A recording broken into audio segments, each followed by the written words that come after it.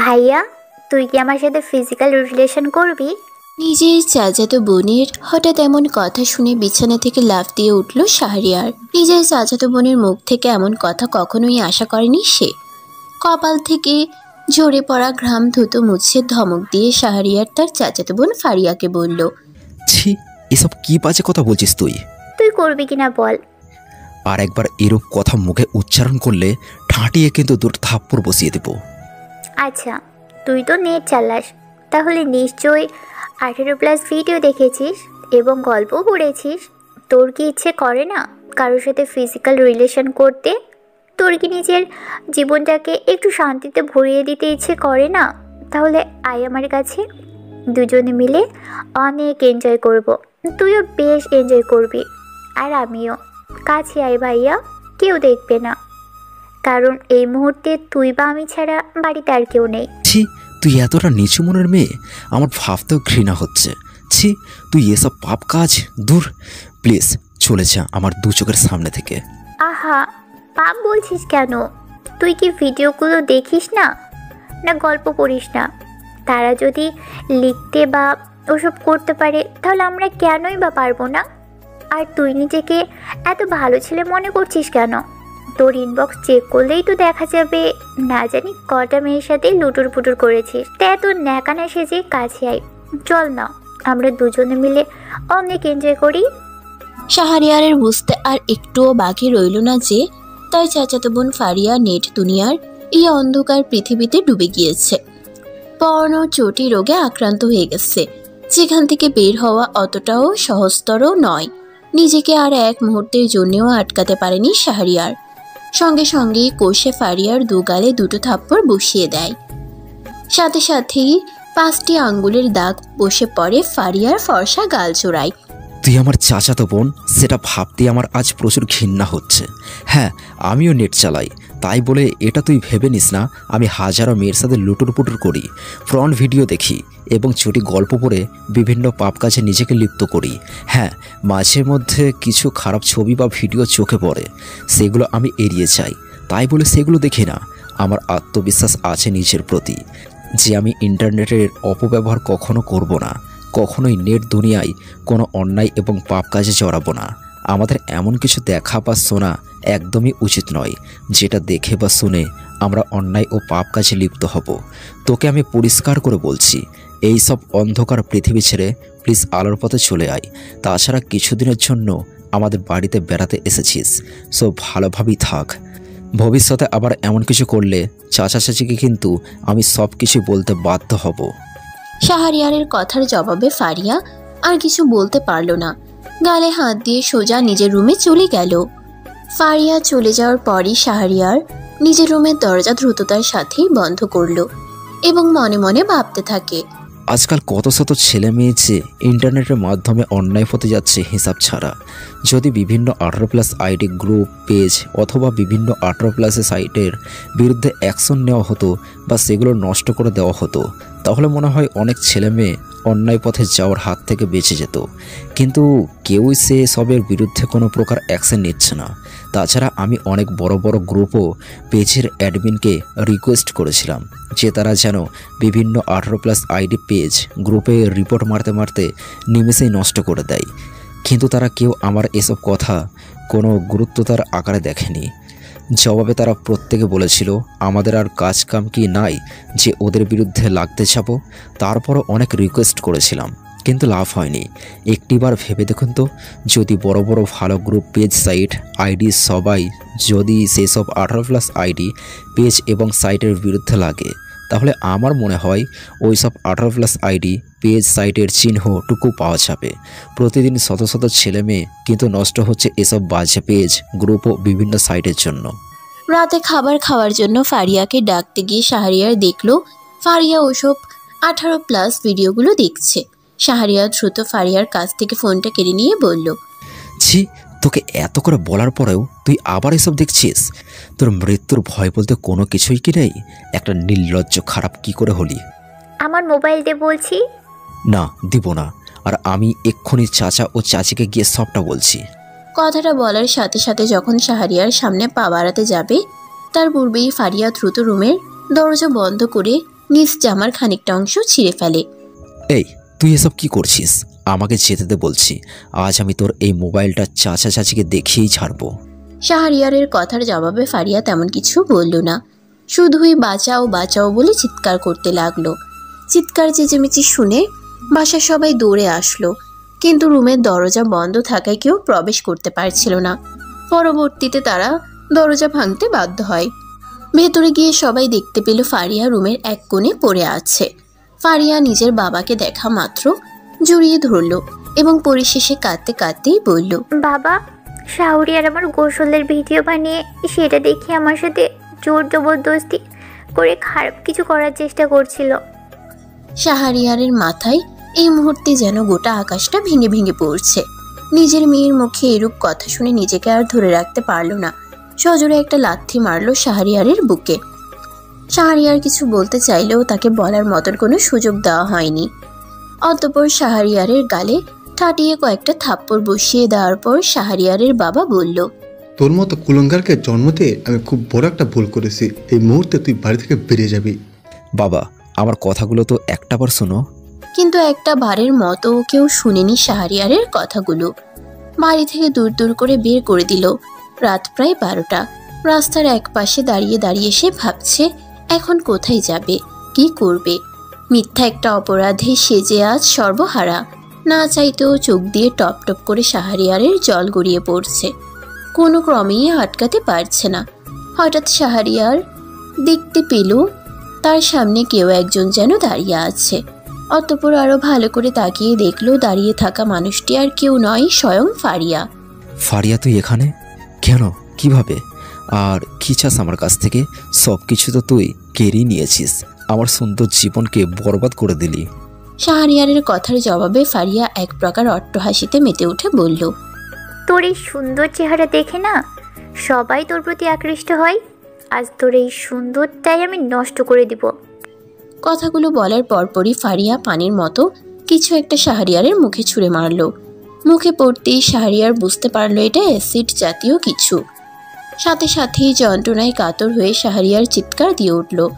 প্রতিনিয়ত ছটফট করছে সে। যন্ত্রণায় শেষমেশ মাটিতে লুটিয়ে পড়ে গড়াগড়ি করতে থাকে। হে আল্লাহ, কি আমার অপরাধ? তুমি বলো, কেন আমার সাথে এমনটা হলো? আমি যে আর সহ্য করতে পারছি না। এতটা যন্ত্রণা বেদনা কি করে আমি নিজের উপর সহ্য করব? আমি পারছি না। আর মুখে অ্যাসিড পড়লে যতটা না কষ্ট হয় ততটা কষ্ট পাচ্ছে শাহরিয়ার। আর যন্ত্রণা বেদনা কষ্ট সহ্য করতে পারেনি শাহরিয়ার। আস্তে আস্তে শাহরিয়ারের চোখ দুটো বন্ধ হয়ে যায়। তবে এখানেই কি শেষ হয়ে যাবে শাহরিয়ারের গল্প, নাকি ঘুরে দাঁড়াবে, শুরু করবে নতুন এক অধ্যায়? অতঃপর শাহরিয়ারের যখন জ্ঞান ফিরল তখন সে নিজেকে হাসপাতালের বেডে দেখতে পেল। মুখে বেশ যন্ত্রণা অনুভব করছে সে। তাছাড়া মুখের যাবতীয় অঙ্গগুলো ঠিকমতো তেমন একটা লাড়াতে পারছে না। ভীষণ কষ্ট হচ্ছে তার। অবশেষে ছটফট শুরু করে দেয় সে। যন্ত্রণায় বারবার গুঁগিয়ে উঠছে শাহরিয়ার।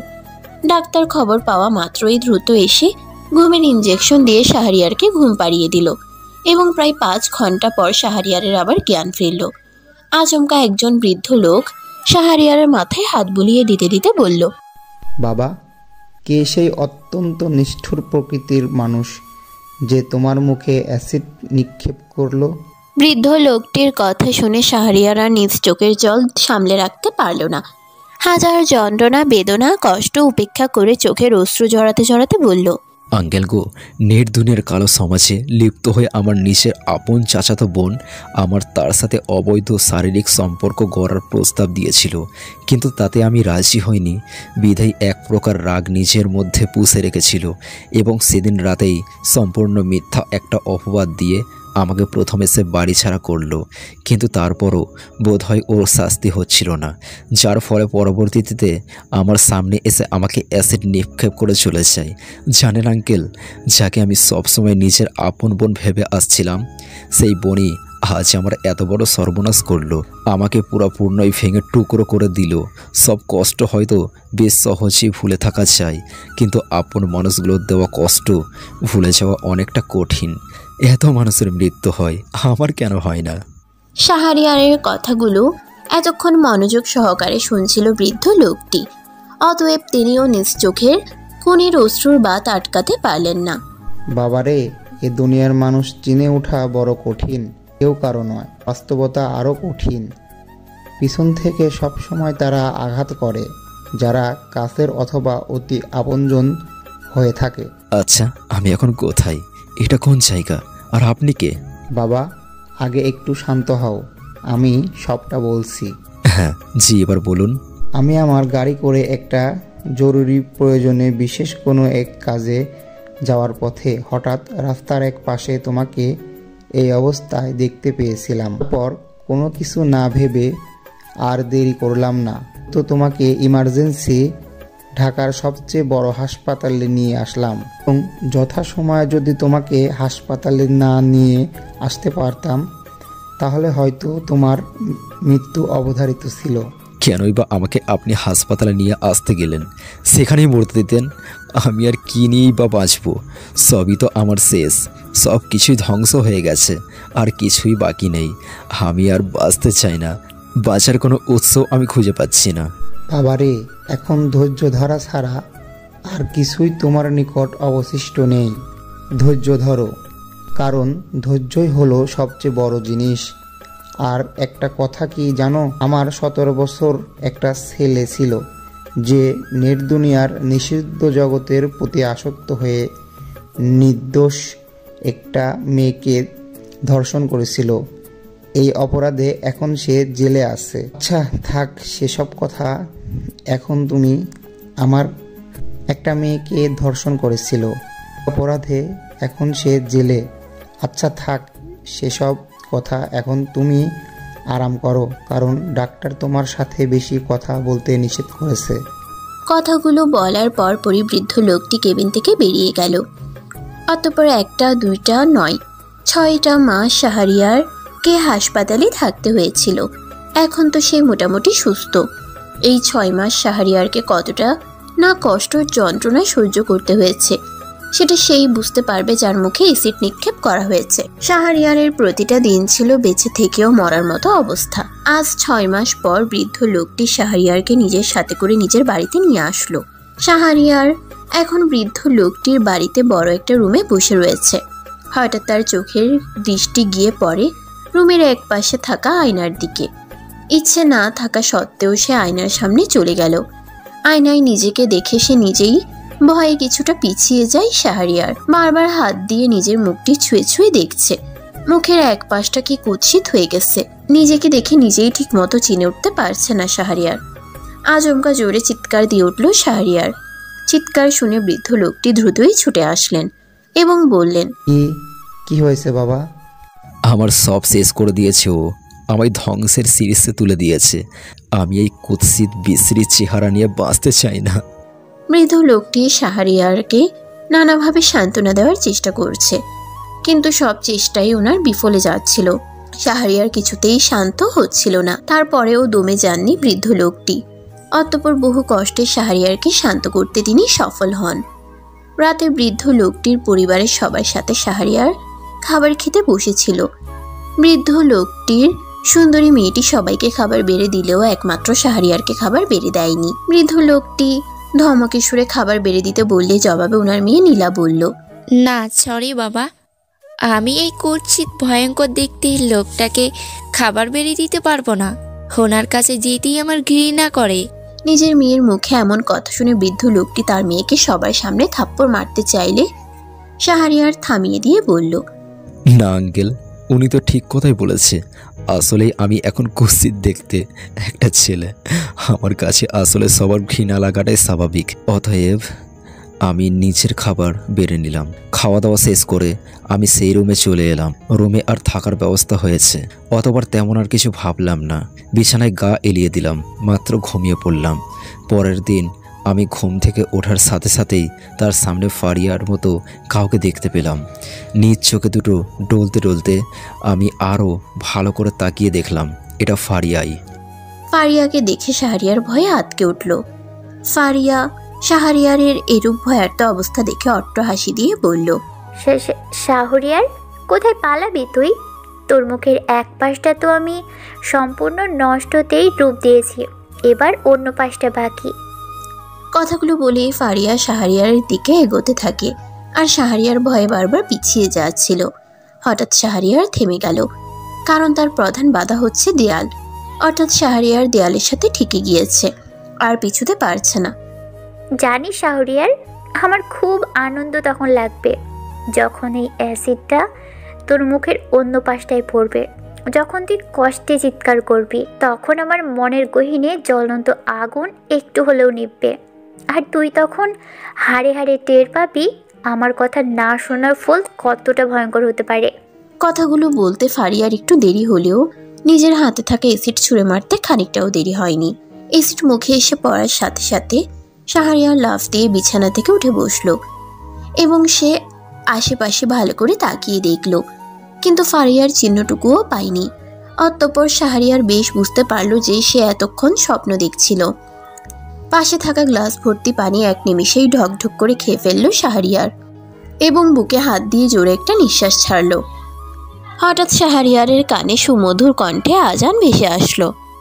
আজান শেষ হওয়ার পরপরই শাহরিয়ার আর দেরি করল না। দ্রুতই অজু করে নামাজ আদায় করে মোনাজাতে চোখের অশ্রুর বাদ ছেড়ে শুধু এক কথাই বলছিল, আল্লাহ, তুমি পথ ভ্রষ্টদের সঠিক পথ দেখাও এবং সবাইকে হেদায়েত দান করো। সকালবেলা ছাদের এক পাশে দাঁড়িয়ে আশপাশটা ভালো করে দেখছিল শাহরিয়ার। পাশে বিদ্যমান সুন্দর ফুল ও ফুলের সুবাস তাকে মুগ্ধ করছিল, আবার তার মধ্যে ফুরফুরে বাতাস, যা শাহরিয়ারের মনকে বারবার অজানা আনন্দে ভরে তুলছে। হঠাৎ শাহরিয়ার বুঝতে পারল তার পিছনে থেকে কেউ একজন গলা ফাটিয়ে চিৎকার করছে। শাহরিয়ার পিছন ফিরে দেখল এটা নীলা। আপনি এভাবে চিৎকার কেন করছেন? চিৎকার কি ছাদে করছি? আপনি ছাদে কেন এসেছেন? ছাদে আমি ছাড়া আর কেউ আসে সাহসও করে না। আপনি জানেন না কেন এলেন ছাদে? সরি, আমার জানা ছিল না, আসলে ভালো লাগছিল না, তাই ভাবলাম একটু ছাদে গিয়ে ফুরফুরে বাতাসের মাঝে দাঁড়িয়ে থাকি। আমি আপনার কোনোই কথা শুনতে চাই না। আপনি প্লিজ আমার পবিত্র ফুলগুলোর পাশ থেকে সরে দাঁড়ান, না হলে আপনার বিশ্রী কুৎসিত চেহারার জন্য আমার ফুলগুলো নিমিষেই ঝরে যেতে পারে। তাই প্লিজ আপনি এখন ছাদ থেকে চলে যান। আমি কিছুতেই আপনার মতো কুৎসিত দেখতে একটা লোককে সহ্য করতে পারছি না। নীলার কথার জবাবে শাহরিয়ার কিছু বলল না, কারণ কি আর বা সে বলবে, বলার মতো তার কাছে কোনো শব্দই অবশিষ্ট নেই। অতঃপর শাহরিয়ার চুপচাপ ছাদ থেকে নিচে নেমে রুমে চলে গেল। কিছুক্ষণ পর নীলা এসে কড়া গলায় শাহরিয়ারকে বলল, আচ্ছা, আপনি কি আমাদের বাড়িতে পায়ের উপরে পা তুলে খেতে এসেছেন? আপনার কি লজ্জাবোধ নেই? এভাবে অপরিচিত একজন লোকের বাড়ি আরাম আয়েসে থাকছেন ও বসে বসে ভালো ভালো খাবারগুলো গিলছেন। যদি আপনি আমাদের বাসার কোনো কাজ করতেন তাহলেও নিজের মনকে কিছু অন্তত তো বুঝ দেওয়া যেত। আমার বাবা নিশ্চয়ই পাগল হয়ে গেছেন, না হলে কি করে পারলো আপনার মতো একজন আপদ আমাদের বাড়িতে আনতে? আর হ্যাঁ, আমি শুনেছি আপনার চাচাতো বোন নাকি আপনার মুখে অ্যাসিড নিক্ষেপ করেছেন। আমার তো মনে হচ্ছে আপনি আপনার চাচাতো বোনের সাথে সত্যিই কিছু খারাপ করেছেন বা করার চেষ্টা করেছেন, তাই বোধহয় সে আপনার মুখে অ্যাসিড মেরেছে। নীলার কথা শুনে শাহরিয়ার চোখ বড় বড় করে নীলার দিকে তাকালে নীলা ধমকে সুরে বলল, আপনার সাহস তো কম না? আপনার কুৎসিত বিচ্ছিরি মুখ নিয়ে আমার দিকে এভাবে চোখ বড় বড় করে তাকিয়ে আছেন। থাপ্পড় মেরে গাল ফাটিয়ে দেব কিন্তু, যত সব। কথাগুলো বলেই নীলা রুম থেকে চলে গেল। আস্তে আস্তে দিন যতই অতিক্রম হচ্ছে তেমনই শাহরিয়ারের প্রতি নীলার ব্যবহার ধীরে ধীরে খারাপ হচ্ছে। অতএব শাহরিয়ার সিদ্ধান্ত নিল সে এ বাড়িতে আর থাকবে না। কারো মাথার বোঝা হয়ে থাকা অন্তত শাহরিয়ার পছন্দ করে না। পরের দিন সবার সামনে পরিষ্কার করে শাহরিয়ার বলে দেয় এ বাড়ির কোনো বোঝা হয়ে সে আর থাকতে চায় না। শাহরিয়ারের কথা শুনে গম্ভীর গলায় বৃদ্ধ লোকটি অর্থাৎ নীলার বাবা তখন বলল, কেন? জবাবে শাহরিয়ার মুচকি হেসে নীলার বাবার হাত দুটি ধরে বলেছিল, আপনি আমার জন্য অনেক কিছু করেছেন, যা মুখের ভাষায় বলে প্রকাশ করা কখনোই সম্ভব না। আমি আপনার কাছে চিরকৃতজ্ঞ। সৃষ্টিকর্তার নিকট আপনার পরিবারের জন্য আমি সর্বদাই কল্যাণ কামনা করব। তাহলে আমি এবার আসি, বিদায়। পরিশেষে বহু কষ্টের সম্মুখীন হয়ে শাহরিয়ার সেখান থেকে চলে আসতে সফল হলো। আসার আগে নীলার বাবা শাহরিয়ারকে বেশ কিছু টাকা দিতে চেয়েছিলেন, যাতে শাহরিয়ার না সূচক উত্তর দিয়ে বলেছিল, টাকার কোনো প্রয়োজন আমার নেই, নিজে খেটে খুঁটে উপরে উঠতে চাই। ঢাকার রেলওয়ে স্টেশনের একটা ওভারব্রিজের উপরে বসে আছে শাহরিয়ার, মুখখানি তার কাপড় দিয়ে ঢাকা। মনে মনে এটা ভেবে শাহরিয়ার খুব কষ্ট পাচ্ছে। এতটা সময় চলে গেল, কিন্তু নিজের বাবা মা এখন একটিবারের জন্যও কোনো খোঁজ খবর নিল না। এখন শাহরিয়ারের সম্মুখে সবচেয়ে বড় ও কঠিন প্রশ্ন হয়ে দাঁড়ালো, সে এখন কি করবে, কোথায় থাকবে বা যাবে, কি খাবে? বেঁচে থাকার এই জীবন, যুদ্ধে জয়ী হওয়া যে অনেক কঠিন। হঠাৎ করেই শাহরিয়ারের চোখের দৃষ্টি গিয়ে পড়ল নিচে থাকা কিছু লোকজনের উপর। তাকিয়ে তাকিয়ে শাহরিয়ার দেখছে লোকগুলো মাথার ঘাম পায়ে ফেলে ভারী বস্তাগুলো নিজের পিঠে কিভাবেই বা টানছে। অতএব শাহরিয়ারও শেষ পর্যন্ত ওই দিন মজুর লোকগুলোর সাথে যুক্ত হয়ে যায়। 20টি বস্তা টানার জন্য সবাইকে 1000 করে টাকা দেওয়ার কথা ছিল, কিন্তু শেষমেশ সবাইকে 500 টাকা জোর করেই ধরিয়ে দিয়ে বিতাড়িত করে দেওয়া হলো। হায়রে মানুষ, সবকিছু ভুলে যেতে পারলেও গরিবদের হক মেনে খাওয়ার কথা একদমই ভুলবে না। এক প্রকার মানুষ। 500 টাকা হাতে নিয়ে ভাবতে থাকে শাহরিয়ার, এই টাকাটা দিয়ে কি করবে। হঠাৎই তার মাথায় একটা বুদ্ধি চলে আসলো। অতএব সে আর কোনো রূপ দেরি করল না, বুদ্ধি অনুযায়ী কাজ করতে আরম্ভ করলো। সর্বপ্রথমে সে একটা কম দামি সেকেন্ড বাটন ফোন খুঁজতে শুরু করলো। অবশেষে পেয়েও গেল। 470 টাকা দিয়ে বাটন ফোনটা সে ক্রয় করলো, যেটা দিয়ে নেট সহজে চালানো যায়।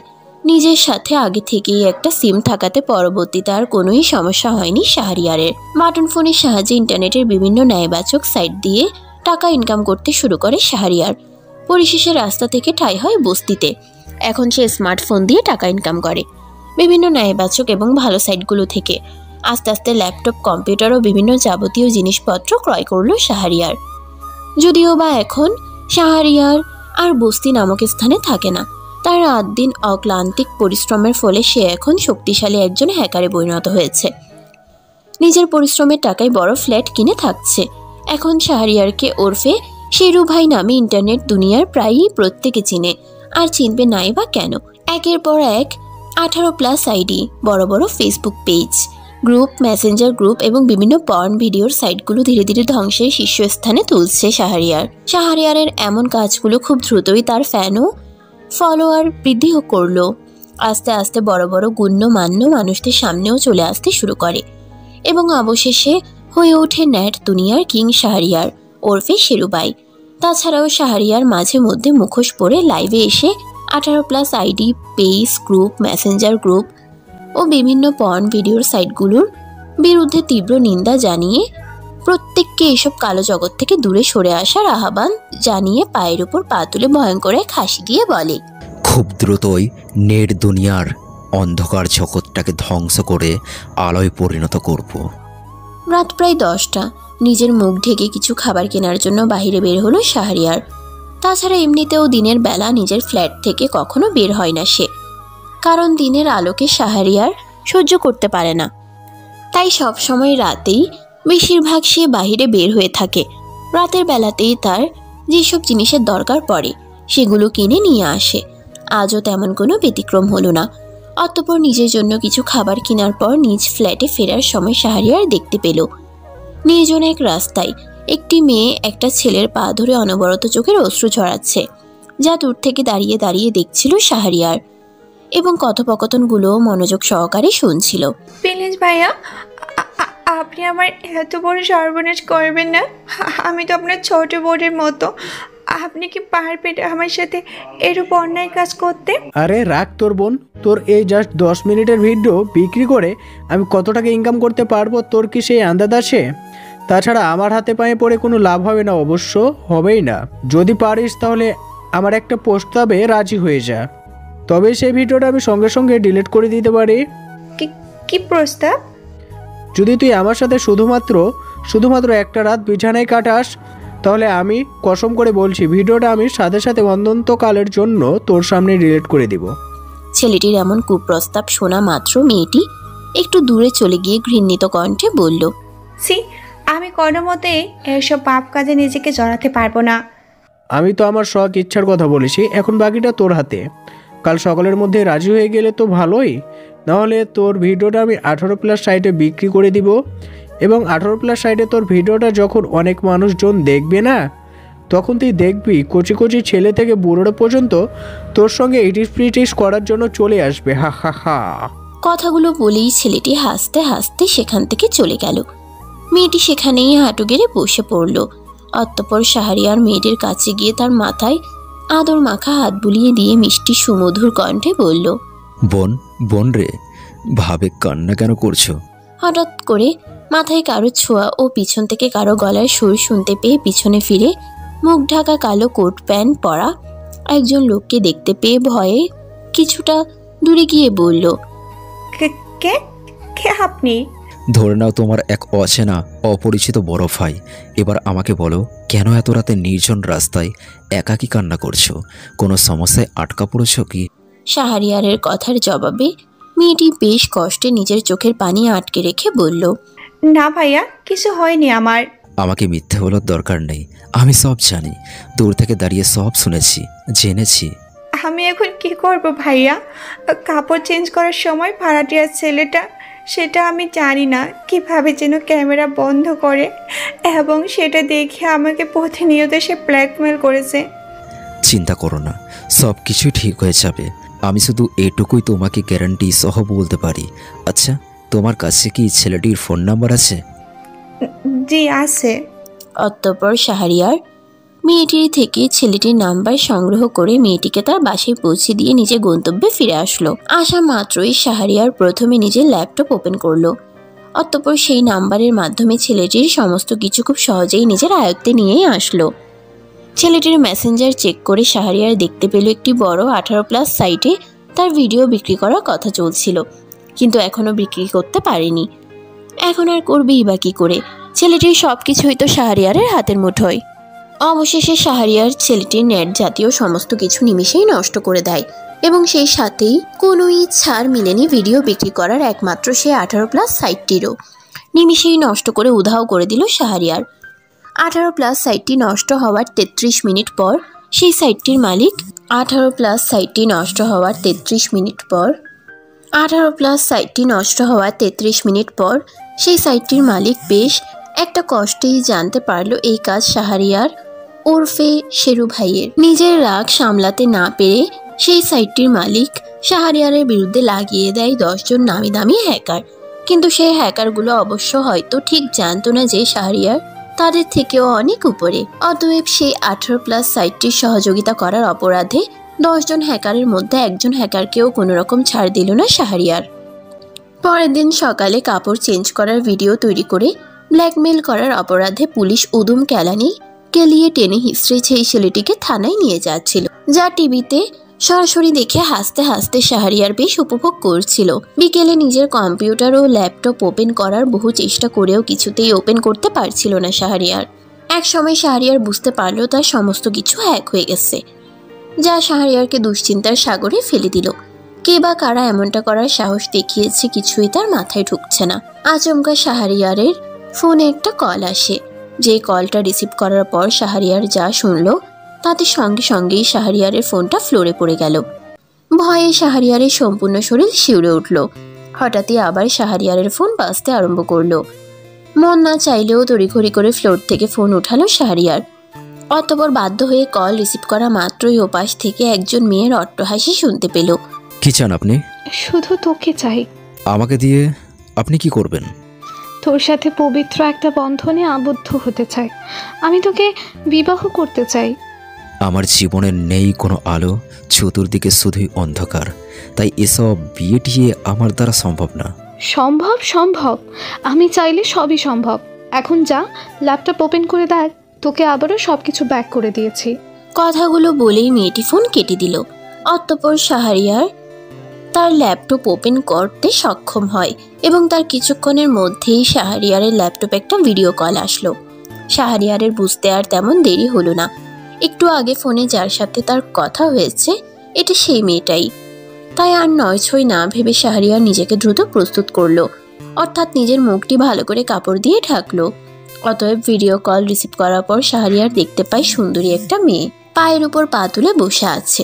মেয়েটি এতই সুন্দরী যে তার সৌন্দর্য বোধ হয় আসমানি পরীকেও দ্রুত হার মানিয়ে ফেলবে। এখনো তাহলে মুখ ঢেকেই রেখেছ? জি, আমার চেহারা আমি কাউকে দেখাই না।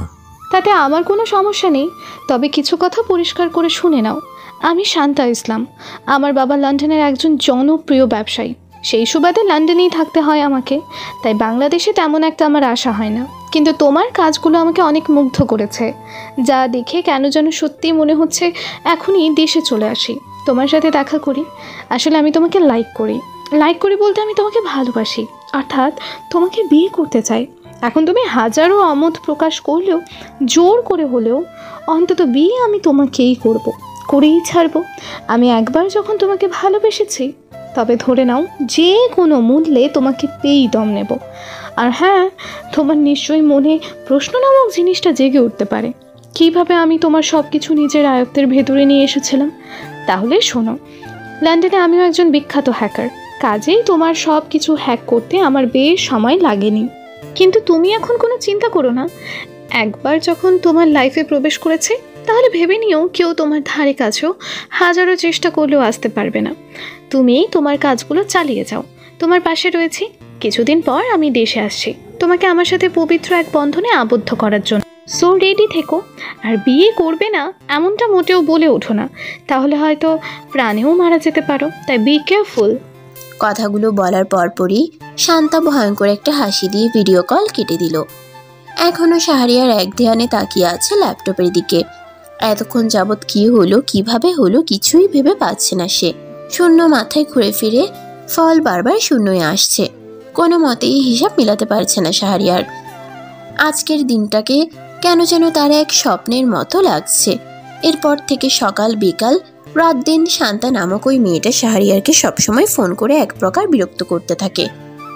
শাহরিয়ারের কথা বলার কোনো ইচ্ছে না থাকলেও মিশন সম্পূর্ণ না হওয়া পর্যন্ত মূলত নিজের সবকিছু হারাবার ভয়ে বাধ্য হয়ে শান্তার সঙ্গে শাহরিয়ারকে কথা বলতে হয়। এখন রাত প্রায় দ্রুত। শাহরিয়ার এখনও নেট দুনিয়ার একটা বাজে সাইটের বিরুদ্ধে লড়ে যাচ্ছে, যেই সাইটে পতিতালয়ের বিভিন্ন নারীদের নগ্ন ভিডিও অথবা ছবি দেখিয়ে মানুষকে আকৃষ্ট করা হয়, যার ফলে পরবর্তীকালে আকৃষ্ট হওয়া লোকজন চলে যায় পতিতালয় বা কোনো আবাসিক হোটেলে। একটাবার মনোযোগ সহকারে ভেবে দেখুন, আমিও আপনি সবাই কিন্তু জানি ওইসব খারাপ সাইডের জন্য মানুষ একমাত্র অন্যায় পথ ছাড়া আর কোনো পথেই যাচ্ছে না। আপনি আমি তা ভালো করে জানা সত্ত্বেও চুপ করে কেন আছি? জানি এসব বিষয় নিয়ে হাজারো আওয়াজ তুললেও কোনো লাভ হবে না, কিন্তু তাই বলে বন্ধ করতে পারবো না এমনটা এখনো বলিনি। সবাই নিজেদের বন্ধু বান্ধব নিয়ে বিভিন্ন গ্রুপ তৈরি করুন এবং তাদের বিরুদ্ধে লেগে থাকুন যতক্ষণ না পর্যন্ত বিজয় নিশ্চিত না হচ্ছে। আমরা এদেশের মানুষ, তাই এদেশের ভালো খারাপ দেখা আমাদেরও দায়িত্বের মধ্যে পড়ে। অবশেষে অনেক পরিশ্রমের ফলে চিরকালের জন্য সেই সাইটটি বন্ধ করে দিতে সক্ষম হয় শাহরিয়ার, এবং পরের দিন সেই সাইটের সম্পূর্ণ চক্রটাকে পুলিশ নিজেদের বশে নিয়ে আসে, অর্থাৎ সবাইকে গ্রেফতার করেন, যা সম্পূর্ণই সম্ভব হয়েছে শুধুমাত্র শাহরিয়ারের জন্য। দেশ জুড়েই নানা আলোচনা সমালোচনার শীর্ষে রয়েছে শাহরিয়ার, কিন্তু কেউই এখনো পর্যন্ত শাহরিয়ারের কোনো সঠিক তথ্য বের করতে পারেনি। শাহরিয়ার কখনো দিনের বেলা বাহিরে বের হয় না, কিন্তু তাকে আজ বের হতেই হলো। মুখ ঢেকে বহুদিন পর দিনে বাহিরে বের হলো শাহরিয়ার। দিনের আলো চোখে পড়তেই কেমন যেন অস্বস্তি লাগে শাহরিয়ারের। তাই আর দেরি না করে দ্রুত ধানমন্ডি যাওয়ার একটা বাসে উঠে জরুরি কোনো এক কাজে রওনা দেয় সে। অতএব শাহরিয়ার ধানমন্ডি পৌঁছায়। বাস থেকে নামা মাত্রই মুখোমুখি হয় নিজের চাচাতো বোন সেই ফারিয়া নামক মেয়েটার সাথে। দুজনে দুজনের দিকে কেমন একটা দৃষ্টিতে যেন তাকিয়ে রয়েছে। শাহরিয়ার কখনো ভাবতে পারেনি আবার সেই বোন নামক অভিশাপটার সাথে দেখা হবে। প্রচুর রাগের উদ্ভব হচ্ছে শাহরিয়ারের মাথা নামক স্থানে। ইচ্ছে করছে কষে কয়েকটা থাপ্পড় ফারিয়ার গালে বসিয়ে দিতে, কিন্তু সে কিছু করতে বা বলতেও পারছে না। ফারিয়াকে দেখেই তার ঘৃণা নামক জিনিসটা বারবার জেগে উঠছে। ফারিয়া এক ধ্যানে এখনো শাহরিয়ারের দিকে তাকিয়ে আছে। কেন জানি বারবার শাহরিয়ারকে তার চেনা চেনা লাগছে। মুখ ঢাকা থাকলেও পারফিউমের মিষ্টি সুগন্ধটা বেশ চেনা পরিচিত লাগছে ফারিয়ার। আমতা আমতা করে কিছু বলতে যাবে তার আগেই শাহরিয়ার ফারিয়ার পাশ কেটে চলে যায়। অতএব শাহরিয়ার ধানমন্ডি যে কাজে এসেছিল সেটা সমাপ্ত করার পর নিজের বাসায় চলে আসে এবং শুরু করে দেয় আবার তার নিত্য দিনের কাজগুলো। কাজ করতে করতে হঠাৎ শাহরিয়ারের কানে আজান ভেসে আসলো। শাহরিয়ার আর দেরি করল না, সঙ্গে সঙ্গেই তার সব কাজ ফেলে রেখে উজু করে নামাজে দাঁড়িয়ে গেল। আমরা অনেকেই আছি যারা ইন্টারনেটের প্রতি এত বেশি আসক্ত, আজান কানে শুনলেও না শোনার ভান করে সবসময় ডুবে থাকি নেট দুনিয়ায়। এইসব ভুলগুলো সবাই দ্রুত সংশোধন করুন, নতুবা নিশ্চয়ই এর জন্য একদিন আপনাকে কঠিন থেকেও কঠিন শাস্তি পেতে হবে। নামাজ পড়া শেষ করে শাহরিয়ার আবারও নিজের কাজে ব্যস্ত হয়ে পড়ল। লড়াই করে যাচ্ছে বিভিন্ন বাজে সাইটগুলোর বিরুদ্ধে। শাহরিয়ার কখনো নিজের ইনবক্সের মেসেজগুলো ঠিকমতো চেক করে না, কিন্তু আজ কেন জানি তার খুব করে চেক করতে ইচ্ছে করলো। অতএব শাহরিয়ার আর কিছু না ভেবে নিজের ইনবক্স ওপেন করতেই সর্বপ্রথম যে মেসেজটি তার চোখে পড়ল সেটা হলো, প্রিয় শাহরিয়ার ভাইয়া ওরফে শেরু ভাই, প্রথমে আমার সালাম নেবেন। তাহলে মূল কথায় আসা যাক। আমার নাম রাজীব। সেই ক্লাস 7 থেকে বন্ধুদের পাল্লায় পড়ে বিভিন্ন পর্ন ভিডিও দেখতে এবং চটি গল্প পড়তে থাকি। একটা সময় চটি গল্প পড়া ও পর্ন ভিডিও না দেখা ছাড়া আমার ঠিকমতো দিনই পার হতো না। জানেন, নিজেকে অনেক বুঝিয়েছি এসব দেখা ও পড়া পাপ, কিন্তু তারপরেও আমি কেন জানি না সেগুলো নেশা থেকে বের হতে পারছিলাম না। কিন্তু আপনি সেসব বাজে সাইটগুলো ধীরে ধীরে নষ্ট করে দেওয়ার পর ঠিকমতো পর্ন ভিডিও বা চটি গল্প কিছুতেই পড়তে পারছিলাম না। শুরুতেই আপনার প্রতি আমার খুব রাগ হয়েছিল, কিন্তু পরবর্তীতে আপনার জন্য আমার মনে গভীর শ্রদ্ধায় ভরে যায়। কারণ শুধুমাত্র আপনার জন্য ঠিকমতো চটি গল্প পর্ন ভিডিও আমি দেখতে পেতাম না বলেই আজ আমি এসব পাপের আসক্ত থেকে বের হতে পেরেছি। এখন আমি 5 ওয়াক্ত নামাজ আদায় করি, যা আগে ওসব বাজে নেশার জন্য আদায় করতে পারতাম না। বিশ্বাস করুন, এখন আমি খুব সুখী। এখন আমার বারবার কেন জানি মনে হয় আমি পৃথিবীর সবচেয়ে বেশি সুখী ব্যক্তি। আপনার একটা পোস্ট পড়েছিলাম, যে পোস্টে লেখা ছিল আমাদের ওইসব বন্ধুদের সাথে চলা উচিত না যেসব বন্ধুদের কাছ থেকে অন্যায় বা পাপ কাজ ছাড়া আর কিছুই শেখা যায় না। হ্যাঁ, এটা আপনি একদমই সত্যি বলেছেন। জানেন ভাই, আপনার জন্য যখন আমরা চটি গল্প পড়া পর্ন ভিডিও দেখতে পাচ্ছিলাম না, তখন রোজ আমার বন্ধুরা এসে আমাকে পাড়ার মোড়ে নিয়ে যেত। মেয়েদের অঙ্গ প্রত্যঙ্গগুলো কুনজরে দেখে নিজের জ্বালা মেটানোর জন্য।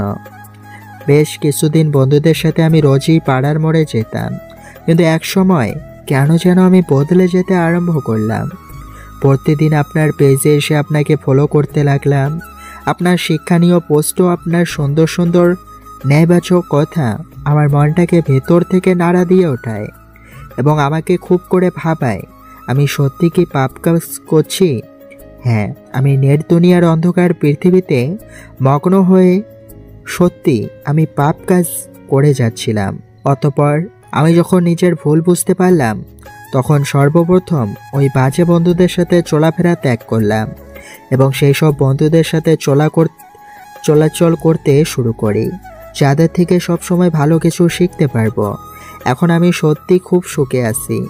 আপনাকে 1000 গুণ ধন্যবাদ দিলেও কেন জানি না আমার কাছে কম মনে হবে, তাই ধন্যবাদ দিয়ে ছোট করব না।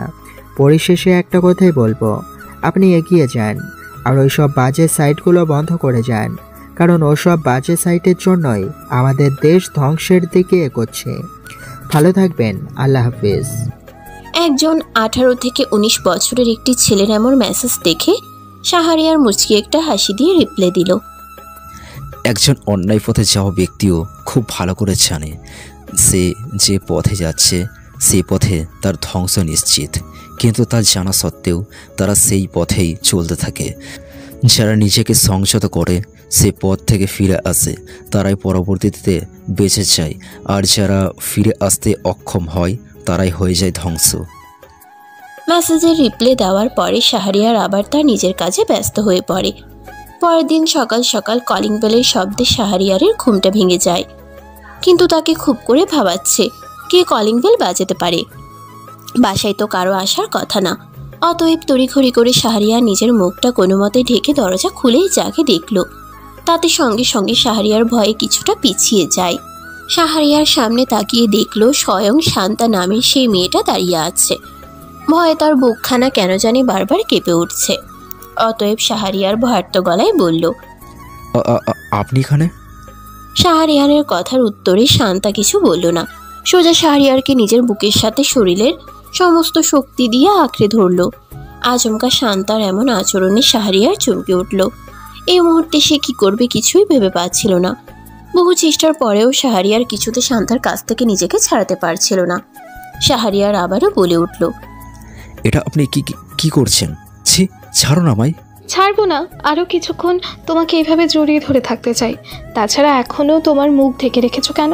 কাপড়টা সরাও। তাছাড়া আজ বা কাল তোমার চেহারাটা তো আমি দেখবই। এভাবে ঢেকে রাখার কোনো মানে হয় না এখন। আগামীকালই তো বিয়ে করছি আমরা। শান্তার কথাগুলো শোনার পরপর শাহরিয়ার নিজেকে অতি কষ্টে শান্তার কাছ থেকে ছাড়িয়ে নিয়ে বলল, আমি আপনাকে বিয়ে করতে পারবো না। শাহরিয়ারের হালকা গাল টেনে শান্তা বলল, তোর এখন আর মজা করো না তো। আমি সিরিয়াস বলছি কিন্তু। ও আচ্ছা, বুঝতে পারছি। তুমি হয়তো ভাবছো বিয়ের পর আমি কোথায় থাকবো বা তোমাকে আমি সাথে করে লন্ডন নিয়ে যাব কিনা, কিন্তু এমনটা হবে না। তুমি চাইলে আমরা দেশেই থাকবো, সমস্যা নেই। আরে কতবার আপনাকে বলবো আমি আপনাকে বিয়ে করতে পারবো না, এসব আমার দ্বারা সম্ভব না। বারবার বলার পরেও কেন একই কথা ঘুরে ফিরে বলছেন? শাহরিয়ারের এমন কথা শুনে শান্তা ভ্রুকুচকে চোখ বড় বড় করে শাহরিয়ারের দিকে কিছুক্ষণ তাকিয়ে থাকার পর কষে কয়েকটা থাপ্পড় বসিয়ে দিল। থাপ্পড় খেয়ে শাহরিয়ার কিছুটা দূরে চলে যায় এবং তার মুখ থেকে কাপড়টা প্রায়ই পড়ে যেতে চেয়েছিল, কিন্তু শাহরিয়ার দ্রুতই আবার ঠিক করে নেয়। শুধুমাত্র তোর জন্য বাবার কথার অবাধ্য হয়ে আমি দেশে এসেছি, তোকে বিয়ে করে পরম সুখ শান্তিতে সংসার করার জন্য। কিন্তু তুই আমার একটু একটু করে সাজিয়ে রাখা স্বপ্নের জাল ছিঁড়ে দিলি, আমাকে আঘাত করলি। আচ্ছা, আমার মধ্যে এমন কি নেই যার জন্য তুই আমার সাথে বিবাহ নামক পবিত্র এক বন্ধনে আবদ্ধ হতে চাচ্ছিস না? শান্তার কথার জবাবে মাথা নিচু করে শাহরিয়ার বলল, এটা কিছুতেই সম্ভব না। আমার সাথে আপনি কখনো সুখী হবেন না। আমি আপনার জীবন নষ্ট করতে চাই না। প্লিজ আমাকে ক্ষমা করুন, আমার পক্ষে আপনাকে বিয়ে করা সম্ভব না। শাহরিয়ারের কথাগুলো শুনে শান্তা রেগে গিয়ে শার্টের কলার চেপে ধরে চিৎকার করে বলল, কেন কেন কেন আমায় বিয়ে করবি না? কি নেই আমার? তুই যদি আমাকে বিয়ে করতে না চাস তাহলে দরকার পড়লে আমি জোর করে হলেও তোকে বিয়ে করব। শান্তার কথা শুনে শাহরিয়ার মনে মনে ভাবতে থাকলো, না, এ হয় না। শান্তা আমাকে বিয়ে করলে কখনো সুখী হতে পারবে না। সারা জীবন শুধু কষ্ট নামক জিনিসটা ওকে ছিঁড়ে ছিঁড়ে খাবে। তাই আমাকে এই কাজটা করতে হবে। অতঃপর শাহরিয়ার শান্তার সাথে খুব বাজে ব্যবহার করতে শুরু করলো, তুই তোকারি করতে লাগলো।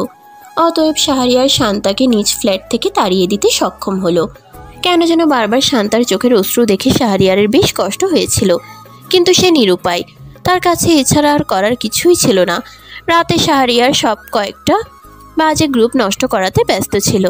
আচমকা তার ফোন বেজে উঠল। প্রথমে শান্তা ভেবে ফোন না ওঠালেও পরবর্তীতে শাহরিয়ার ফোন চেক করে দেখলো অন্যান্য নাম্বার, তাই সে ফোন রিসিভ করতে বাধ্য হয়। ফোন রিসিভ করে শাহরিয়ার বুঝতে পারল শহরের একজন সুনামধন্য এমপি ফোন করেছে।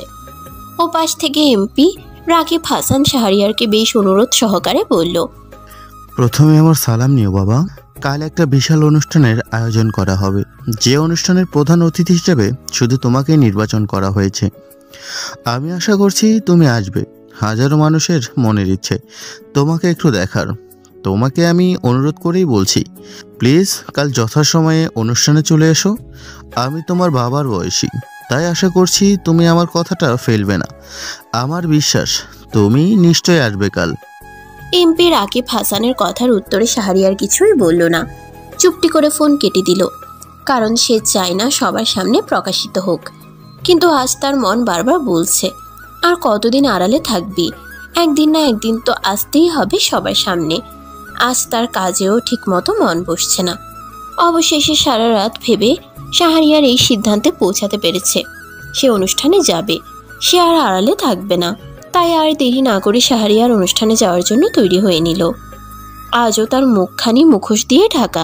অনুষ্ঠানে উপস্থিত হাজারো মানুষের কানে শাহরিয়ারের আসার খবরটা যেতে তেমন একটা সময় লাগেনি। সবাই উতলা হয়ে বসে আছে কখন নেট দুনিয়ার কিং শাহরিয়ার ওরফে শেরু ভাই অনুষ্ঠানে আসবে। অতএব শাহরিয়ারের গাড়ি যখন অনুষ্ঠানের গেট দিয়ে ভিতরে ঢুকছিল তখন অনুষ্ঠানের উপস্থিত শত শত মানুষের চোখের দৃষ্টি ছিল গাড়িটির দিকে। সবাই গভীর আগ্রহে বসে রয়েছে কখন শাহরিয়ার ওরফে শেরু ভাই গাড়ি থেকে নামবে। পরিশেষে শাহরিয়ার যখন গাড়ি থেকে নামে তখন তাকে সুরক্ষিতভাবে স্টেজে নিয়ে যাওয়া হলো এবং তখন প্রতিটা মানুষের দৃষ্টি ছিল একমাত্র শাহরিয়ারের দিকে। স্টেজে ওঠার সাথে সাথে অনেক ছেলে মেয়ে ছুটে আসলো শাহরিয়ারের দিকে শুধুমাত্র সেলফি তোলার জন্য। একটা সময় শাহরিয়ার নিজের মুখোশটা নিজেই খুলে ফেলল। মুহূর্তেই ভয়ে আটকে উঠল সবাই। এতক্ষণ যাবৎ যেসব ছেলেমেয়েরা শাহরিয়ারের সঙ্গে ঘেঁষে ঘেঁষে সেলফি তুলছিল তারাও এখন শাহরিয়ারের কুৎসিত ভয়ঙ্কর চেহারা দেখে ভয়ে বেশ খানিকটা পিছিয়ে যায়। ছোট ছোট বাচ্চা ছেলে মেয়েও ভয়ে তাদের মা অথবা বাবার পিছনে গিয়ে লুকিয়ে পড়ছে। কেউ হয়তো ভাবতেও পারেনি শাহরিয়ারের মুখটি এরূপ কুৎসিত ভয়ঙ্কর ও বিশ্রী দেখতে হবে। এমনকি এমপি রাকিব হাসানও শাহরিয়ারের কাছ থেকে ভয়ে কিছুটা দূরে সরে দাঁড়ালো। শাহরিয়ার মুচকি হেসে সবার উদ্দেশ্যে বলল, এতদিন যাকে দেখার জন্য আপনারা সবাই পাগল ছিলেন আজ তাকে দেখে কেন পিছিয়ে গেলেন? হয়তো কেউ ভাবতে পারেনি আমার চেহারা এরকম দেখতে হবে। আমার জীবনে ঘটে যাওয়া সত্য একটা ঘটনা আপনাদের বলি শুনুন। নেট দুনিয়ার আলোহীন নিষিদ্ধ জগতের প্রতি আসক্ত হয়ে আমার নিজের চাচাতো বোন নামক অভিশাপ্তটা তার সাথে আমায় যৌন মিলনের কুৎসিত প্রস্তাব দিয়েছিল, কিন্তু আমি তার সাথে এমন পাপ কাজে জড়াবো না। সোজা সাপটা বললে পরবর্তীতে রাগে ক্রোধে কায়দা করে একটা মিথ্যা অপবাদে আমাকে সে বাড়ি ছাড়া করলো। তবুও এত অন্যায়ের পরও তার একটুর জন্যও অনুশোচনা বোধ করলো না, বিবেক জাগলো না। আমার চেহারা আগে এমন ছিল না, আমি কুৎসিত ছিলাম না। যেদিন আমাকে মিথ্যা অপবাদে বাড়ি ছাড়া করা হয় সেদিন রাতে সে আবার আমার সামনে এসে দাঁড়ায় এবং অ্যাসিড ছুঁড়ে মেরে চলে যায়। তারপর থেকে কতটা না যন্ত্রণা বেদনা কষ্ট আমায় সহ্য করতে হয়েছে সেটা আমি বেশ একটা ভালো জানি। প্রতিদিন বেঁচে থেকেও কেন যেন মৃত্যুর মতো লেগেছিল। হাজারটা কষ্টের মাঝে কি করেছে আমি এখনও বেঁচে রয়েছি সেটা আমি নিজেও সঠিক জানি না। শাহরিয়ারের গলার স্বর থেকে এরূপ দুঃখজনক কথা শুনে সবার চোখে জল টলমল করছে। কেউ কোনো কথা বলছে না। সবার মুখে যেন এই মুহূর্তে বলার মতো কোনো শব্দেরই উদ্ভব হচ্ছে না। হঠাৎ করে কেউ একজন এসে শাহরিয়ারকে সবার সামনে জড়িয়ে ধরল, আর সেই একজন হচ্ছে শান্তা। অনুষ্ঠানে উপস্থিত সব মানুষই অবাক হয়ে তাকিয়ে আছে শাহরিয়ারের দিকে। কেউ কেউ ভাবি বলে মাঝে মধ্যে চিৎকার দিয়ে উঠছে। অতএব শাহরিয়ার শান্তাকে একটু ধমকে সুরে বলল, কি করছেন সবার সামনে? ছাড়ুন। আরে আমার বোকা, তোমার চেহারা কুৎসিত বিশ্রী বলে তুমি আমাকে বিয়ে করতে চাচ্ছ না? আমি তো তোমার চেহারাকে নয় ভালোবেসেছি, শুধু তোমার ফুলের মতো নির্মল ও সরল মনকে। আমি আর তোমার কোনো কথাই শুনছি না। অনুষ্ঠান সমাপ্ত হলেই আজই আমি তোমাকে বিয়ে করব। যদি আগের বারের মতো এইবারও অমত প্রকাশ করো তাহলে কিন্তু আমার মৃত্যু তো নিশ্চিতই, তার সাথে তোমারও মৃত্যু নিশ্চিত। শান্তার কথা শুনে শাহরিয়ার কিছু বলতে চেয়েছিল কিন্তু বলতে পারেনি, কারণ শান্তা তাকে এ বিষয় নিয়ে কিছু বলার মতো সুযোগও দেয়নি। অনুষ্ঠান শেষ হলে শাহরিয়ার সবার কাছ থেকে বিদায় নেওয়ার পরপরই প্রস্থান আরম্ভ করলো, যার 10 মিনিট 5 সেকেন্ড পর শান্তার সাথে শাহরিয়ার বিয়ে নামক পবিত্র বন্ধনে আবদ্ধ হয়ে যায়। অবশ্য শাহরিয়ার প্রথমে বিয়ে করতে চাইছিল না, কিন্তু পরবর্তীতে শান্তা তাকে বাধ্য করাতে সক্ষম হয়।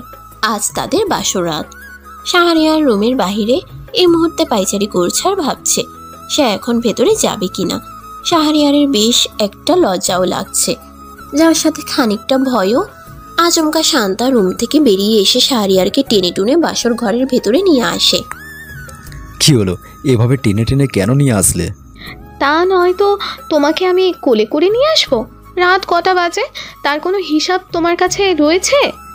যাই হোক, বলছিলাম যদিও এখন আমরা বিবাহিত স্বামী স্ত্রী, তাই একটু কাছে আসো না। জি না, অসম্ভব, আমার লজ্জা লাগছে, আমি কোনো কিছু করতে পারবো না। তুই আসবি না? কোনো ক্রমেই না। অতএব শান্তা রেগে গিয়ে শাহরিয়ারের কাছে যেতেই এক মুহূর্তেই তার সব রাগ অভিমান ধুলোয় মিশে যায়। এক হাত বাড়িয়ে শাহরিয়ারের যে পাশটা এসিড ছুঁড়ে মারা হয়েছে সে পাশটায় হাত বুলিয়ে দিতে দিতে বলল, খুব কষ্ট হয়েছিল তোমার, তাই না সোনা? হ্যাঁ, তোমাকে আর কোনো রকম কষ্ট পেতে দিব না। এখন আমি আছি সর্বদা তোমার পাশে, চিন্তা করো না। আমি আব্বুকে সব বলেছি। লন্ডনে ডাক্তারের সাথে কথা বলেছে আব্বু। কয়েকটা দিন পর আমাদের লন্ডন যেতে হবে। সেখানে ভালো ডাক্তার দেখালে তুমি নিশ্চয়ই সম্পূর্ণ ঠিক হয়ে যাবে। শান্তার কথাগুলো শুনে শাহরিয়ার কিছু বলতে গিয়েও আটকে যায়, কারণ শাহরিয়ার খুব ভালো করেই জানে এখন যদি সে না সূচক উত্তর দেয় কোনো লাভই হবে না। শান্তা একবার যা পদক্ষেপ নেয় সেটা পূরণ না করা পর্যন্ত থামে না। তাছাড়া শাহরিয়ারও শান্তার কোনো এই কথার অমতে যেতে চায় না। সেও বেশ একটা শান্তাকে ভালোবেসে ফেলেছে। কেন যেন এই মুহূর্তে শাহরিয়ার ধীরে ধীরে পিছনের দিকে এগোচ্ছে। কিন্তু কেন? কারণ হচ্ছে শান্তা শাহরিয়ারের খুব একটা কাছে আসার চেষ্টা করছে। সে যতই পিছিয়ে যাচ্ছে শান্তা ততই তার দিকে এগিয়ে আসছে। এক সময় শাহরিয়ার পিছিয়ে যেতে যেতে শেষমেশ বিছানার উপরেই পড়ে গেল এবং শান্তা ও শাহরিয়ারের অতি নিকটে চলে যায়, ডুবে যায় কোনো এক পবিত্র ভালোবাসার অতলে, গভীর সাগরে। প্রায় এক সপ্তাহের মতো দিন অতিক্রম হলো। আজই শাহরিয়ারকে লন্ডনে নিয়ে যাওয়ার জন্য প্রস্তুতি নিচ্ছে শান্তা। তবে শাহরিয়ার কিছুতেই লন্ডনে যেতে চাচ্ছে না। এ কথা আবার সাহস করে শান্তাকে বলতেও পারছে না। পরিশেষে শাহরিয়ারকে লন্ডনে নিয়ে আসার পর শান্তা প্রথমে নিজের পরিবারের সাথে পরিচয় করিয়ে দিল এবং তার কিছুদিন পরই শাহরিয়ারকে অপারেশনের জন্য হাসপাতালে নিয়ে আসা হয়। এই মুহূর্তে শাহরিয়ারকে অপারেশনের জন্য থিয়েটারের দিকে নিয়ে যাওয়া হচ্ছে। শান্তা শাহরিয়ারের একটা হাত শক্ত করে ধরে অপারেশন থিয়েটার পর্যন্ত এগিয়ে দিল এবং ছলছল চোখে বলেছিল, বিশ্বাস রাখো সেই খোদার উপরে যে তোমাকে আমাকে সবাইকে সৃষ্টি করেছেন। অতঃপর প্রায় 2 ঘন্টা পর ডাক্তার থিয়েটার থেকে বেরিয়ে এসে হালকা একটু মাথা নিচু করে বলল, সরি। শব্দটা কানে যেতেই শান্তার বুকে কম্পনের আবির্ভাব হতে আরম্ভ করলো। শান্তার পা থরথর করে কাঁপছে। অজানা সব ভয় তাকে গ্রাস করার চেষ্টা করছে। শান্তা তার বাবার দিকে কান্না ভিজা চোখে তাকালো। শান্তার বাবা দ্রুতই ডাক্তারের শার্টের কলার চেপে ধরল এবং ধমক দিয়ে বলল, সরি মানে? ও মাই গড, আগে আমার পুরো কথাটা তো একবার শুনুন। আমি কিছু শুনতে চাই না, শুধু আমাকে একটা বলুন, শাহরিয়া ঠিক আছে তো? হ্যাঁ, সে ঠিক আছে। তাহলে সরি কেন বললেন? কারণ আমরা অনেক চেষ্টা করেছি কিন্তু তার চেহারাটা সম্পূর্ণ আগের মতো করতে পারিনি, তাই তো সরি বললাম। তাছাড়া যদি আরও পূর্বে ওকে আমাদের কাছে নিয়ে আসা হতো তাহলে অনেকটাই সম্পূর্ণ ঠিক হওয়ার চান্স ছিল। এখন মোটামুটি তার চেহারাখানি ঠিক হয়েছে বলে আশা করা যায়। 8 ঘন্টা পর তার মুখ থেকে ব্যান্ডেজ খোলা হবে। প্লিজ ধৈর্য সহকারে ততক্ষণ পর্যন্ত অপেক্ষা করুন। অতঃপর ডাক্তারটি চলে যাওয়ার পরপরই সাথে সাথে শান্তা তার বাবাকে জড়িয়ে ধরে কাঁদতে লাগলো। এতে শান্তার বাবা বেশ খানিক চমকে ওঠেন। অতএব শান্তার মাথায় হাত বুলিয়ে দিতে দিতে তিনি বলেন, কিরে মা, ডাক্তারের কথা কি শুনিসনি? শাহরিয়া তো ঠিক আছে, তারপরও কেন কাঁদছিস? জানো বাবা, ডাক্তারের সরি শব্দটা শুনে আমি প্রচুর ভয় পেয়ে গেছিলাম। তখন আর আমার নিঃশ্বাসও যেন নিতে বেশ কষ্ট হয়েছিল, দম বন্ধ হয়ে আসছিল। হাজারো কষ্টের মধ্যে একটা কথাই মনে পড়ছিল, আমি কি সত্যি শাহরিয়ারকে চিরতরে হারিয়ে ফেলবো? যদি সত্যি সত্যি শাহরিয়ারের কিছু হয়ে যেত তাহলে আমি নিজেকে কখনো ক্ষমা জিনিসটা করতে পারতাম না। আরে মা আমার, এখন আর কাঁদিস না তো, সব ঠিক আছে। অবশেষে শাহরিয়ারের মুখের ব্যান্ডেজ খোলার সময় হয়ে এলো। শান্তার পরিবারের সবাই গভীর আগ্রহে বসে আছে শাহরিয়ারকে দেখার জন্য। ডাক্তার আস্তে আস্তে করে একসময় সম্পূর্ণ ব্যান্ডেজই খুলে ফেললো। সবাই এখন শাহরিয়ারের দিকে তাকিয়ে রয়েছে। পূর্বের চেয়ে শাহরিয়ারের মুখটি বেশ স্বাভাবিক হয়ে গেছে, যা দেখে সবার মুখে আনন্দের ছাপ ফুটে উঠল। এদিকে নিজেকে আর ধরে রাখতে না পেরে শাহরিয়ারকে নিজ বুকের সাথে শক্ত করে জড়িয়ে ধরল শান্তা, যা দেখে সবাই মুচকি হেসে লজ্জায় সেখান থেকে চলে গেল। শান্তা এখনো শাহরিয়ারকে শক্ত করে জড়িয়ে ধরে বসে আছে এবং মাঝে মধ্যে শাহরিয়ারের কপালে মিষ্টি ঠোঁটের স্পর্শও বসিয়ে দিচ্ছে। আচমকা শান্তার এমন পাগলের মতো আচরণে বিরক্ত বোধ করল শাহরিয়ার। অতএব একটু ধমকে সুরেই শাহরিয়ার বলল, আহা কি করছে এসব, ছাড়াও আমাকে। চুপচাপ মুখ থেকে কোনো কথা বের করা ছাড়া বসে থাকো। বসে তো থাকতাম, কিন্তু আমার যে ওয়াশরুমে যেতে হবে, তবে আমার শরীরটা বেশ দুর্বল দুর্বল লাগছে। আমাকে একটু ওয়াশরুম পর্যন্ত নিয়ে যাবে? তুমি না বললেও না চাইলেও আমি তোমাকে ঠিকই নিয়ে যেতাম, এখন চলো। পরিশেষে শাহরিয়ার শান্তাকে ধরে ধরে ওয়াশরুমের সামনে পর্যন্ত এসেই হঠাৎ করে থেমে গেল। ডান পাশে থাকা আয়নায় নিজের মুখটি বারবার দেখে বলল, শান্তা শান্তা, এই যে দেখো, আমার চেহারাটা তো প্রায় আগের মতো বেশ স্বাভাবিক হয়ে গেছে। উফ শান্তা শান্তা, আজ আমি অনেক খুশি। অতঃপর বেশ কয়েকদিন শাহরিয়ারের এখানে অর্থাৎ লন্ডনেই কাটলো। কিন্তু হঠাৎ একদিন তার ফোনে এক আননোন নাম্বার থেকে কল আসলো। শাহরিয়ার কিছুক্ষণ ভেবে তারপর ফোন রিসিভ করলো। ওপাশ থেকে চেনা পরিচিত কান্না জড়িত একটা কণ্ঠ ভেসে আসলো। তার এটা বুঝতে কোনো সমস্যা হয়নি যে এটা তার নিজের মায়ের গলা। হ্যাঁ রে বাবা, আমরা তোর সাথে সত্যি অনেক বড় একটা অন্যায় কাজ করে ফেলেছি। না জেনে শুনে ভুল বুঝে অবিশ্বাস করে তোকে সেদিন বাড়ি থেকে তাড়িয়ে দিয়েছিলাম। প্লিজ বাবা, আমাদের পারলে ক্ষমা করে দিস। আর সবচাইতে বড় কথা হলো, ফারিয়া এই পৃথিবীর আর কয়েকটা দিনের অতিথি মাত্র। ও মরণ ব্যাধি ব্রেন ক্যান্সারে আক্রান্ত। মৃত্যুর পূর্বে তোকে কিছু শেষ কথা বলে যেতে চায়। প্লিজ বাবা, তুই আর রাগ অভিমান করিস না, ফিরে আয় না আমাদের কাছে। নিজের মায়ের কান্নার কণ্ঠটা শুনে শাহরিয়ারও কেঁদে উঠল এবং ভেজা গলায় হ্যাঁ সূচক উত্তর দেয়, অর্থাৎ সে আসবে। অতএব শাহরিয়ার শান্তাকে সবকিছু খুলে বলার পর আজকেই দেশে যাওয়ার ফ্লাইটে উঠে তারা। পরের দিন ভোরবেলায় বাংলাদেশে পৌঁছানো মাত্রই ঢাকার একটা হাসপাতালের উদ্দেশ্যে গাড়িতে উঠল। হাসপাতালে যাওয়ার প্রধান একটাই কারণ, সেটা হলো শাহরিয়ারের পরিবারের সবাই এই মুহূর্তে হাসপাতালেই রয়েছে, মূলত ফারিয়ার কেবিনে। অবশেষে শাহরিয়ার হাসপাতালে পৌঁছালো। ফারিয়ার কেবিনে প্রবেশ করার সাথে সাথে তার বাবা মা তাকে জড়িয়ে ধরে হাউমাউ করে ঠুকরে কেঁদে উঠল। তার সাথে বাকি সদস্যের চোখের কোণের অশ্রুও অনবরত ঝরছেই। শাহরিয়ার কোনো মতে সবাইকে বহু কষ্টের সম্মুখীন হয়ে শান্ত করল। তারপর শান্তার সাথে পরিচয় করিয়ে দিয়ে এক পা দুপা করে ধীরে ধীরে ফারিয়ার দিকে অগ্রসর হতে আরম্ভ করলো। ফারিয়ার কিছুটা কাছে আসতেই শাহরিয়ার বলল, মুখে তার অক্সিজেন মাস্ক লাগানো, শুকিয়ে কি করুণ অবস্থা এটাই না হয়েছে। শাহরিয়ার বুঝতে পারল সত্যিই ফারিয়ার অবস্থা একদমই ভালো না। ফারিয়াকে দেখে শাহরিয়ারের প্রচুর রাগ হচ্ছে এবং আবার কেন যেন ফারিয়ার এরূপ অবস্থা দেখে বেশ মায়াও হচ্ছে। ধীরে ধীরে চোখের পাতা ফেলে শাহরিয়ারকে দেখতে পেয়ে চোখের কোণের অশ্রুর সব বাঁধ ভেঙে দিয়ে আস্তে আস্তে অক্সিজেন মাস্কটা খুলে ফ্যাসফ্যাসিয়ে ফারিয়া বলল, ভাইরে, বেশিরভাগ মানুষ সেটার প্রতি সবচেয়েতে বেশি আকৃষ্ট হয় যেটা তার জন্য সম্পূর্ণ নিষিদ্ধ। বেশিরভাগ মানুষ নিষিদ্ধ জিনিসেই বেশি আকৃষ্ট হয়ে থাকে।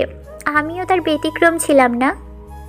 অনেক চেষ্টা করেছিলাম নেট দুনিয়ার নিষিদ্ধ কালো আধারে ঢাকা জগৎ থেকে বের হওয়ার জন্য, কিন্তু পারলাম না। যতই চেষ্টা করি ততই বারবার আমার বেহায়া মন সেগুলোর প্রতি আকৃষ্ট হয়ে পড়ে। একদিন গভীর সিদ্ধান্তে অটল হয়েছিলাম, সেগুলো থেকে বের তো আমি হবই, কিন্তু নিষিদ্ধ জগতের এই কালো ছায়াটা আমাকে বের হতে দেয়নি। নিজের জীবন শান্তির জন্য তোর প্রতি একসময় আমি আকৃষ্ট হয়ে পড়েছিলাম, যার কারণে তোকে আমি সেদিন আমার সাথে ফিজিক্যাল রিলেশন করার মতো কুৎসিত প্রস্তাব দিয়েছিলাম এবং তুই যখন প্রত্যাখ্যান করেছিলি তখন রাগের বশে পরবর্তী সময় তোকে মিথ্যা অপবাদে আমি ফাঁসিয়ে দিয়েছিলাম এবং তাতেও যখন আমার শান্তি হচ্ছিল না তখন তোর ওই সুন্দর চেহারাটা নষ্ট করার জন্য সেদিনই রাতে আমি তোকে অ্যাসিড নিক্ষেপ করেছিলাম। আমি খুব বড় পাপী, নেট দুনিয়ার কালো জগতে মগ্ন হয়ে ভুলেই গিয়েছিলাম একদিন সবাইকে নিজের সব কুকর্মের হিসেব সৃষ্টিকর্তার নিকট দিতেই হবে। আমার কোনো ক্ষমা হয় না রে, আমি বড় পাপী। তোর সাথে মস্ত বড় অন্যায় করাটার জন্য হয়তো আমার আজ এই করুণ অবস্থা। আজকে শেষ মুহূর্তে রয়েছি, আমি জানি আমার কোনো ক্ষমা হয় না, তারপরও শেষবারের মতো আমি তোর কাছে ক্ষমা নামক জিনিসটা চাইছি। পারলে ক্ষমা করে দিস এই পাপীকে। কথাগুলো বলার পর পরই ফারিয়া জোরে জোরে শ্বাস নিতে থাকে, আর একটা সময় তার নিঃশ্বাস নেওয়াটাই চিরতরে বন্ধ হয়ে যায়। ঘুমিয়ে পড়ে চিরদিনের জন্য, যে ঘুম আর কখনো ভাঙার নয়। সেদিন শাহরিয়ার কিছুই বলতে পারেনি, নীরবে দাঁড়িয়ে কয়েক ফোঁটা চোখে জল ফেলা ছাড়া। সত্যিই কি শাহরিয়ার ফারিয়াকে ক্ষমা করতে পারবে নাকি পারবে না, সেটা সে নিজেই ঠিক ভালো করে জানে না। সময়ের তীব্র গতিতে আজ প্রায় 6টা বছর পার হয়ে গেল। এখন শাহরিয়ারের 5 বছরের একটা সুন্দরী ফুটফুটে কিউট মেয়েও রয়েছে। সকাল সকাল ঘুম থেকে উঠে শাহরিয়ার ওয়াশরুমের দিকে ফ্রেশ হওয়ার জন্য যাওয়ার চেষ্টা করছে, পারছে না কিছুতেই। তার কারণ একটাই, নেট দুনিয়ার নিষিদ্ধ কালো জগতে আসক্ত কিছু বাজে ব্যক্তিরা পরিকল্পনা করে শাহরিয়ারকে একা পেয়ে তার পা দুটো চিরদিনের জন্য ড্যামেজ করে দেয়, অর্থাৎ শাহরিয়ার আর কোনোদিন নিজের পায়ে দাঁড়াতে পারবে না। এতে তার কোনো আফসোস নেই, কারণ ভালো মানুষের শত্রু থাকে, এটা খুব স্বাভাবিক ব্যাপার। তবে শাহরিয়ার আল্লাহর কাছে সবসময় প্রার্থনা করে হাত দুটো সবসময় বিপদমুক্ত রাখার জন্য, কারণ এই হাত দিয়েই শাহরিয়ার এখনো লড়ে যাচ্ছে কালো দুনিয়া ধ্বংস করে আলোর প্রতিফলন করার জন্য। রুমে এসে শাহরিয়ারকে বারবার বিছানা থেকে নামার চেষ্টা করতে দেখলে শান্তা হালকা ধমক দিয়ে বলল, তোমাকে কতবার বলেছি কখনো নিজে নিজে কোথাও যাওয়ার চেষ্টা করবে না, তবু কেন আমার কথা শোনো না তুমি? না মানে তোমাকে কত দিক সামলাতে হয়, তাই তোমাকে আর অযথা ডাকতে চাইনি। চুপ, আমার কাছে সব কিছুর চেয়েও আমার হাজবেন্ডের কদর অনেক বেশি, বুঝতে পারছো সোনা? তোমার মতো মেয়েকে আমার জীবন সঙ্গী হিসাবে পেয়ে আমি সত্যিই নিজেকে ভাগ্যবান মনে করি। এভাবেই খুব সুখেই কাটতে লাগলো তাদের সাজানো গুছানো সুন্দর মিষ্টি সুখের সংসার।